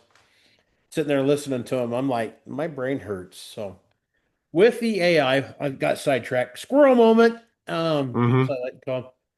Everybody's a lot of people are like, yeah, AI cool. Other people doom and gloom. The next, Sarah Connor would be awfully upset with us. Skynet. Do you think I mean, there could be some concern with AI. What are your thoughts on that? A lot of places are going to be replaced. I think a lot of government jobs are going to be replaced. I'm fine with that because that means maybe I don't have to.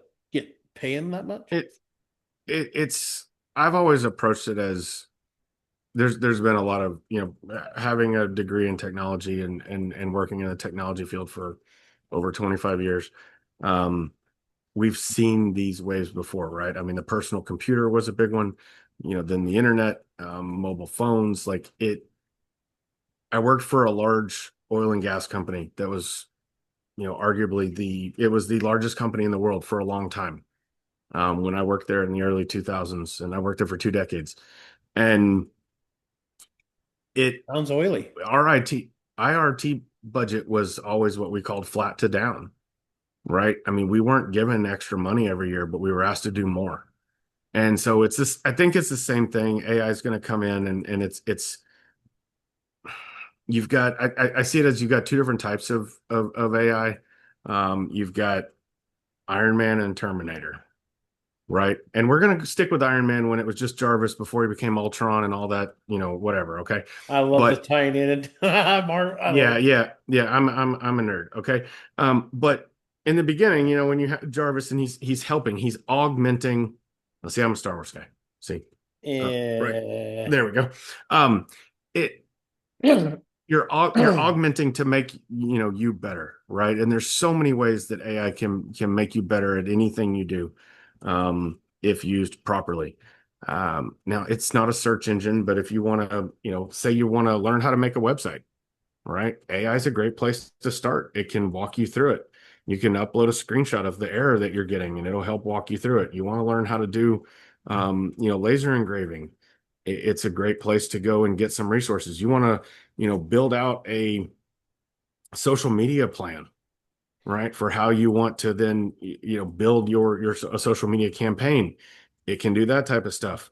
It can help you refine your emails that you're sending back and forth with customers and build some templates and it can make you more efficient, right? There's so many different ways. But AI is not to a point, it's not going to completely replace everyone, right? It's definitely not going to start making knives, not anytime soon. Although I did have somebody sent me today a video of we've got Ace Hardwares here, and the Ace Hardwares have these like I don't know, it's like this automated sharpener, knife sharpener thing.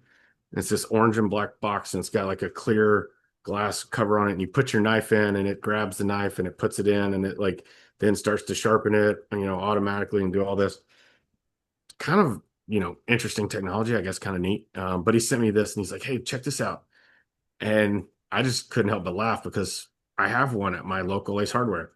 And that's where I go when I need to, I broke too many damn number 30 drill bits. Time to go get another one.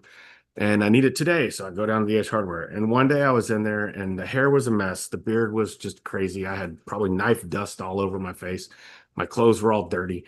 And I went in there and I definitely looked like some sort of doomsday prepper or whatever that day, right?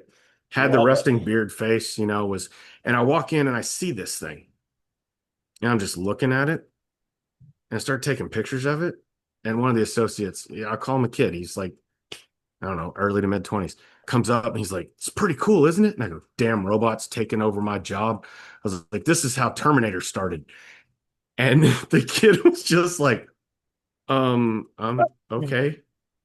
And I was like, "No, dude, I'm just kidding. Like, I make knives for a living, right? Like, it's great. I want people to have sharp knives. But I do sharpen knives for a living. So, but not, I can't service everybody's knives. So it's fine. I wonder if I But could get a few Tesla bots in my shop. right, yeah, it's, I don't know. I think look, it's not going away. Okay. It's not going to just end and shut down tomorrow. It's here. It's just going to continue to get bigger. You got to learn to adapt. You got to learn to try to keep up. And we're lucky enough that we're in an industry that it's probably not going to impact us too much.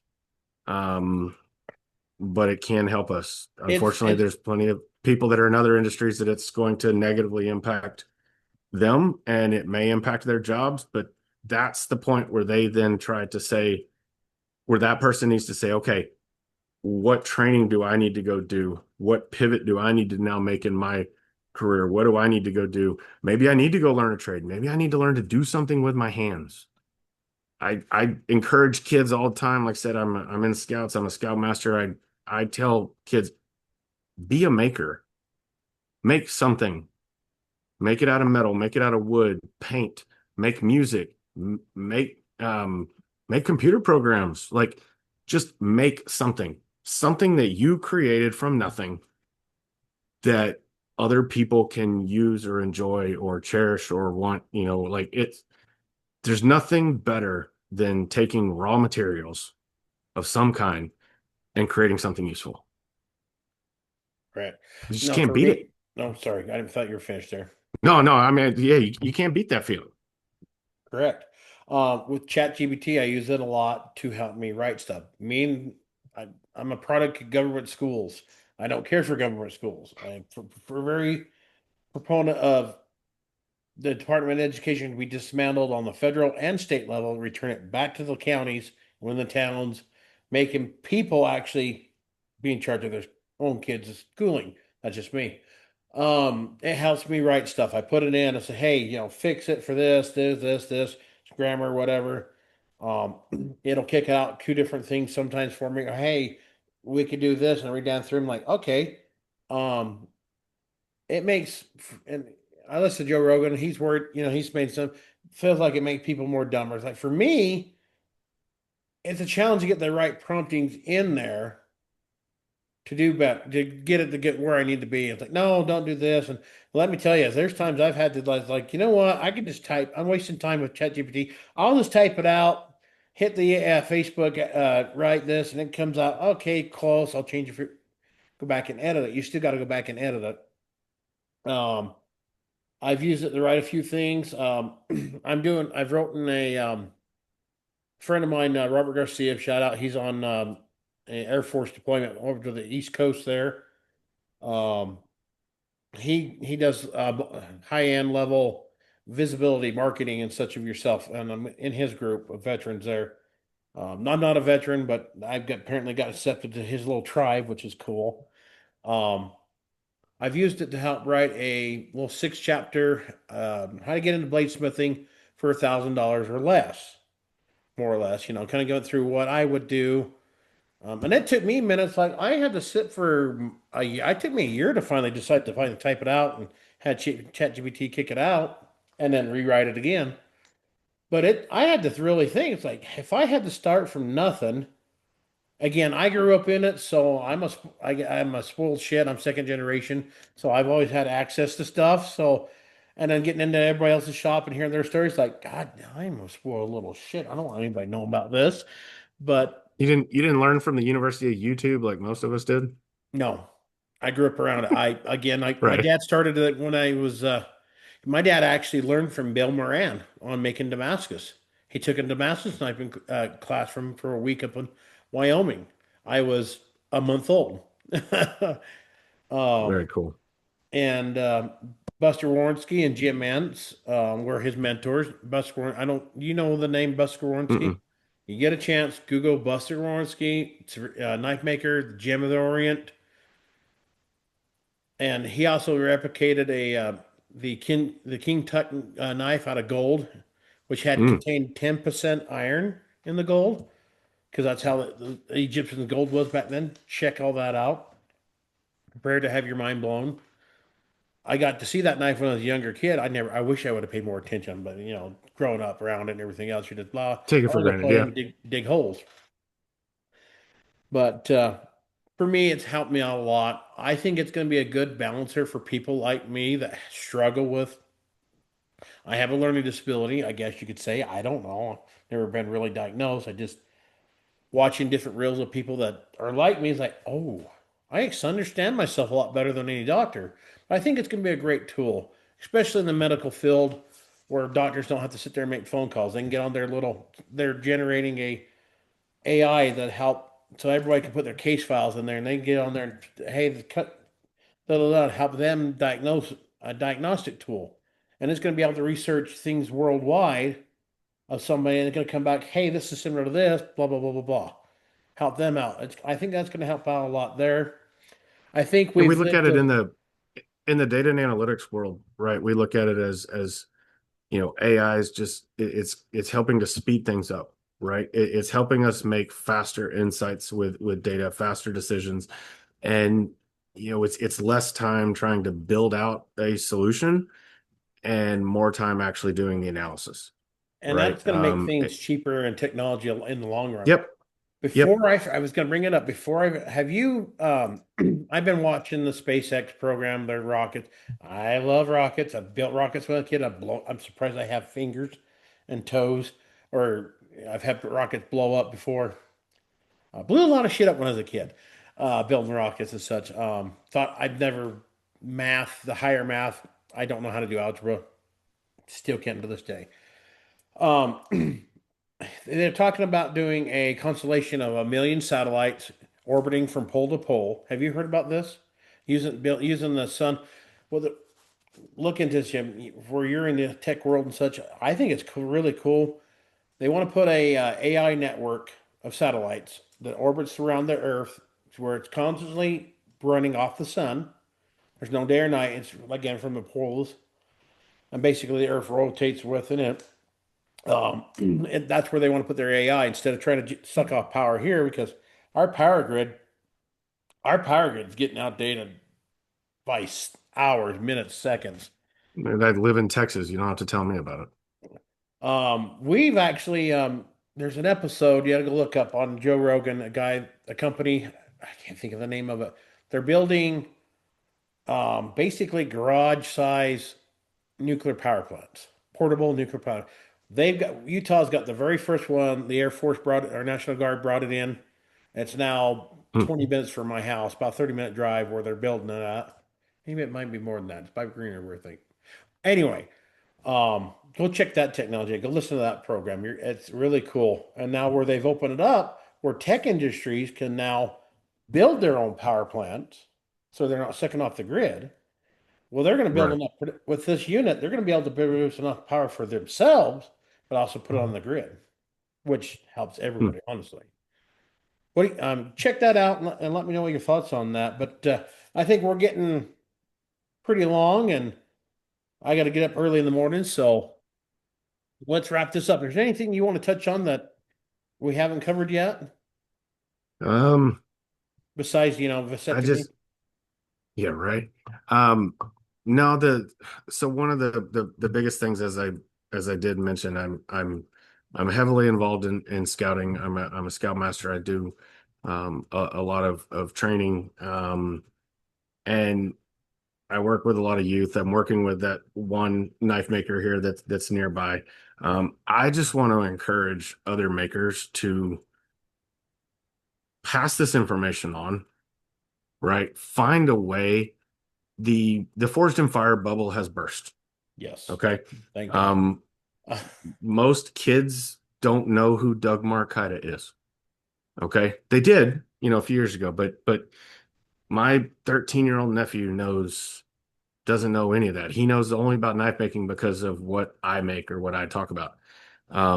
But find ways, whether it's like what Cowboys doing, where people are, kids are forging horseshoes, or go, talk to do a local demonstration, right? Talk to, go talk to a scouting unit, go talk to kids at a school or something. I mean, just let them know. And it's not just about this, right? But just to get them interested in being a maker of some kind, or maybe it's getting their interest in the trades. But we've got to figure out where the next generation of makers, not just knife makers, but makers in general, where the next generation is going to come from, right? Because a lot of these kids aren't growing up, with like, the way you were, where you can, see somebody do it. Or I grew up where my grandfather was a paint contractor, and my dad did a lot of handyman work, and so we were always doing a lot of woodworking and working with our hands and doing stuff like that.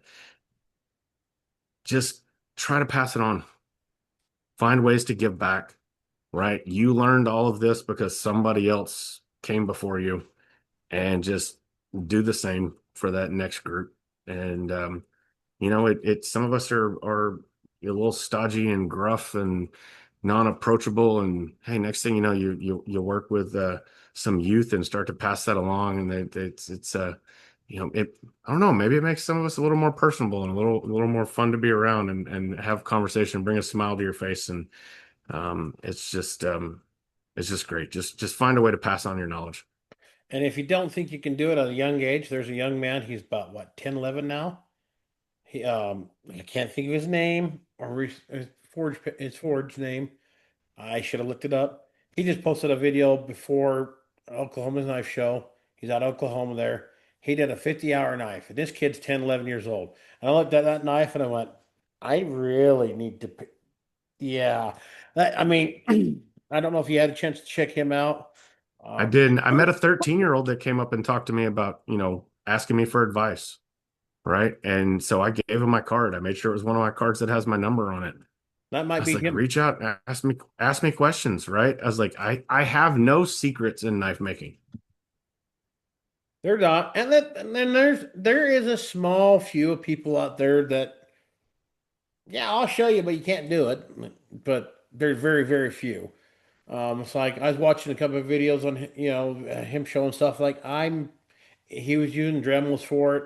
I was like, I could probably do that real quick and easy. Make some beautiful stuff, but it's just there's a couple people out there just like, oh, I'll show you, but you can't use it. I'm like, unless I'm dead, then you can use it. I'm like, wouldn't you want to learn, keep your stuff going? Those people are always going to be that way. They're not the majority. Yep. So So, any words of wisdom you want to bestow on anybody as we wrap up here? just have fun, make and do stuff that doesn't matter if that's the way it's always been done, Try something right? different. It's I made a Jimi Hendrix themed knife one time with an upside down guitar handle for a handle, and some makers gave me crap about it. About that's not the way, that's not that's an art piece that does not functional. And Jason Knight came up and saw it, and he's like, dude, F the haters, keep doing it, push the boundaries, do stuff that come up with different ways of doing things, make something different, just push your own limitations, and it doesn't matter if that's the way it's always been done, As they you know. say, the term of, I'm going to put a knife plan, cut your way out of the box. Don't think outside of the box. Just cut your way out of it. Build a knife and cut your Damn way out of straight. it. Yep, Um, yep. well, anything in the future, knife shows or anything? I also want you to make sure you drop all your social media, your website, and everything. Um, Yeah, you can find me pretty much everywhere. Steel Dog Knives, steeldogknives.com, at Steel Dog Knives at Instagram, on Facebook. There's no underscores, there's no dashes. It's just Steel Dog Knives, all one word, anywhere you go. not I've OnlyFans. There's got not still dog OnlyFans yet. Wink, wink. not yet. And maybe I'll use AI to create the content, right? Just a Do it. a I shirtless knife maker, right? I dare Um, you. I dare you. right, yeah. Um, I've got yeah, I've got Blade, Texas, coming up here in a couple weeks. Really, really excited for that one. Um, the only other show I have after that is I am going to Blade Atlanta for the first time. I feel everybody should go at least once, I guess. We'll see how I do. And then coming back in the fall, I'll hit Arkansas in August, and then starting in September will be a busy run of Louisiana, and then Cowtown back in Fort Worth with Texas Farrier, and I may go to Blade West. I haven't fully decided. If you Um, do, let me know because and that's two then hours away from me. nice, and then I'll I buy the wrap it beer. up with the Conroe show, Nice. the Texas Custom Knife Show. So, yeah, I've got a busy year, and of course I've got a local vendor market and a local brewery that I'm at least once a month. So, That's awesome. Shout out to the local brewery. yeah, Paradigm Brewery. It's they're amazing. I was just there all day yesterday at a crawfish festival. Um, and Ooh, that sounds so that's good. one of those that I sat out there. It was nice weather. I got to listen to good music. I got to eat crawfish. I got to drink beer. I'd We love to stuck get them around on and had here. dinner there too. And I didn't sell a single one of my knives. I sold a couple restorations that I've done where I pull back some old high carbon stuff from the 1960s and pull them out of, 5-gallon buckets at the local antique shop and remove all the rust and put a handle on it. Sold a couple of those, so it offset, Right. my expenses, but it's yeah, I'm definitely there. I'll be at the Montgomery County Market Days here north of Houston this upcoming weekend, and just yeah, like come out, see me. I do have a page on my website that tries to keep up to date and list where I'm going to be next. Awesome. So Hey, real quick, let's walk this out with a prayer, and I'll do my thing, and then we'll chat right after we close out. Do you mind? sounds good. All right. Lord, thank you for this time with Chris, and thank you. This time I want you to bless him and his family for his new adventure of the new job. Lord, I hope that everybody learned something from this experience here, and have a great time. Bless everybody. Bless our military and our everybody that's in the service, foreign and abroad. So I say this in Jesus Christ's name, amen. Hey, Amen. appreciate it, Chris. It's been I know we've been talking about this for like 2 or 3 months trying to get nailed down. So I am busy man. Hey, as we say in the shop, stay sharp, America, because our own kitchen knives are probably are dull. But hey, in the shop, we're definitely sharp on it. Um, remember, there's only one king. His name is Jesus Christ. If you don't know him, feel free to reach out and we'll have a conversation. Thanks, Chris, for joining us. Catch us next time on Behind the Anvil. I don't know who I'm going to have on next, but you never know. I'm going to have to reach out to Ben Abbott. We'll catch you on the flip side. All right, And thanks.